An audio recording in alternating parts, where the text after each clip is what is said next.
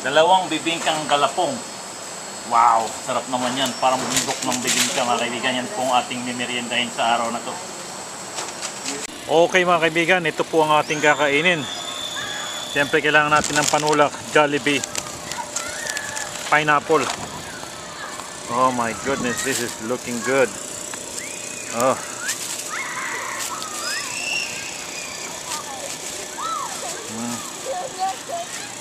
Yan po mga kaibigan. Bago tayo maghanap ng basura, kumain muna tayo.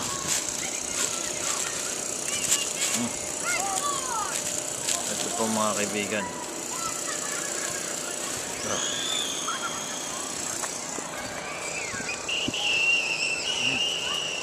Wow, sarap mga kaibigan.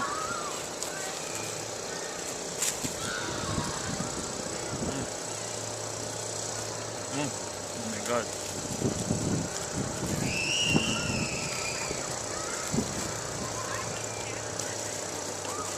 Wow. Kaibigan po.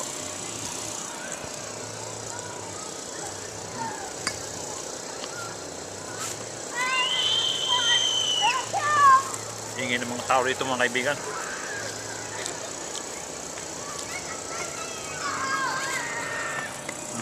Ito nyo na bibingka na yan ha.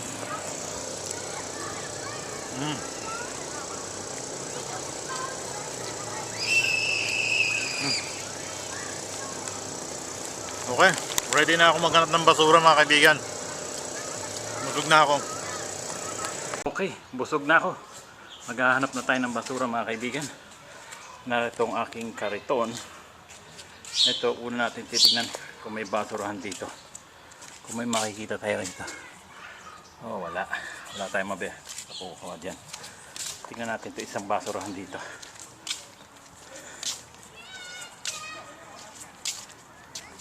Oh, mayroong isang plastic. Okay, I'm gonna wear my gloves because this thing is dirty. Okay, I'm gonna grab that plastic now. Okay. Ito mga kaibigan na pwede itong ibenta. Okay mga kaibigan, ito ang Liberty Park. Dito mga nagja-jogging ang mga tao, nag-exercise. May palaruan pa banda doon. Maganda rito. Ayun po, may mga basurang pa doon na makikita natin. Tingnan natin. Tayo kukuha ng mga basura pa natin. Okay, nandito pa rin tayo sa Liberty Park. May nakita tayong basurahan dito. Tingnan natin kung may laman to. Okay. Wow. Merong isang plastic. Ito mga kaibigan. Ayun. Ito tayo sa basurahan. Okay. Ayan po mga kaibigan. May basurahan dito. Tingnan natin kung may makakalimba tayo rito mga kaibigan.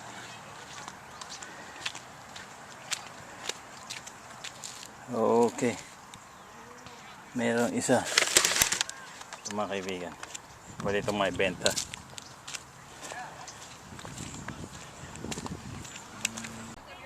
Okay. Punta tayo rito sa may bicycle path. Dito nagbabike ang mga tao. Silipin muna natin to